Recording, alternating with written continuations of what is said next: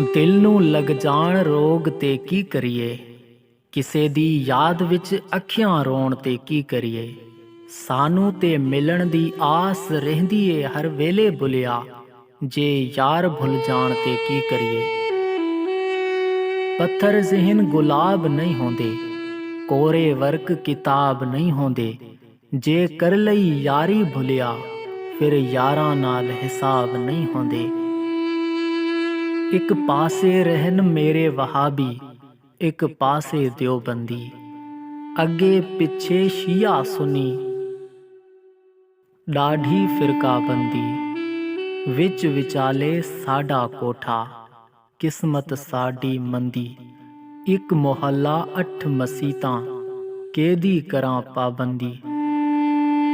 ਕੀਤਾ ਸਵਾਲ ਮੀਆਂ ਮਜਨੂ ਨੂੰ, ਤੇਰੀ ਲੈਲਾ ਰੰਗ ਦੀ ਕਾਲੀ ਏ। ਦਿੱਤਾ ਜਵਾਬ ਮੀਆਂ ਮਜਨੂ ਨੇ, ਤੇਰੀ ਅੱਖ ਨਾ ਵੇਖਣ ਵਾਲੀ ਏ। ਕੁਰਾਨ ਪਾਕ ਦੇ ਵਰਕ ਚਿੱਟੇ, ਉੱਤੇ ਲਿਖੀ ਸਿਆਹੀ ਕਾਲੀ ਏ। ਛੱਡ ਦੇ ਭੁਲਿਆ ਦਿਲ ਦੇ ਛੱਡਿਆ, ਕੀ ਗੋਰੀ ਤੇ ਕੀ ਕਾਲੀ ਏ।